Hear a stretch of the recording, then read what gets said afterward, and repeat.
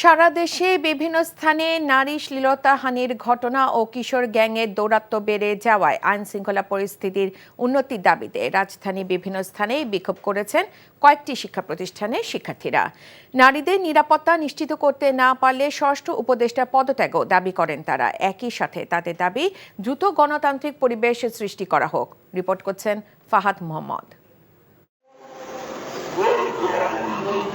সম্প্রতি দেশের বিভিন্ন স্থানে ধর্ষণের ঘটনা বেড়ে যাওয়া এবং কিশোর গ্যাংয়ের উৎপাত বৃদ্ধি সহ আইন শৃঙ্খলা পরিস্থিতি অবনতি হওয়ার প্রেক্ষিতে রাজধানীর বিভিন্ন স্থানে বিক্ষোভ সমাবেশ করেছে বিভিন্ন শিক্ষা প্রতিষ্ঠানের শিক্ষার্থীরা।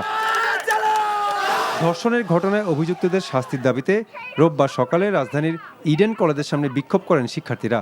তাদের দাবি, সারা দেশে শুধু জানুয়ারি মাসে প্রায় শতাধিক ধর্ষণের ঘটনা ঘটেছে, যা নিয়ন্ত্রণে প্রশাসন ব্যর্থ হয়েছে। নতুন বাংলাদেশে দ্রুত গণতান্ত্রিক পরিবেশ সৃষ্টির আহ্বানও জানান শিক্ষার্থীরা। স্বরাষ্ট্র উপদেষ্টাকে অবিলম্বে পদত্যাগ করতে হবে। সে যদি তার দায়িত্ব সম্পূর্ণভাবে পূরণ করতে না পারে, তাহলে দরকার নেই তার ক্ষমতায় থাকা, দরকার নেই কোনো সংস্কারের নাটক খেলা। বেলা 12টায় আসাদ গেটে রাস্তা অবরোধ করে প্রতিবাদ জানান বিভিন্ন শিক্ষা প্রতিষ্ঠানের শিক্ষার্থীরা। এ সময় ধর্ষণ বিরোধী বিভিন্ন প্ল্যাকার্ড হাতে নিয়ে তাদের স্লোগান দিতে দেখা যায়। রাস্তা অবরোধে যান চলাচল বন্ধ হয়ে দুর্ভোগে পড়েন যাত্রীরা।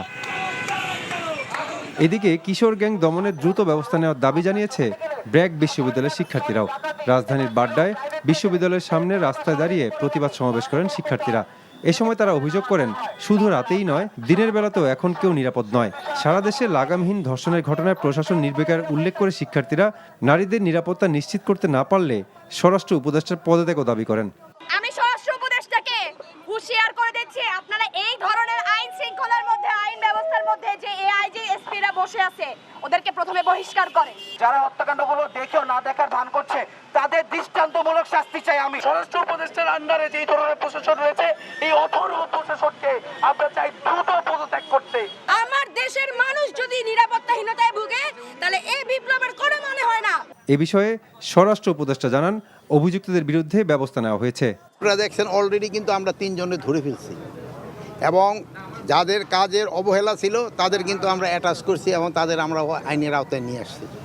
আর এই যে যেটা বললেন যে এরকম 2-1টা ঘটনা কিন্তু সব সময় ঘটতেছে এবং আগেও ঘটছে, ভবিষ্যতে যেন না ঘটে এই জন্য আমরা চেষ্টা করে যাচ্ছি। Fahad Mohammad, NTV news, Dhaka.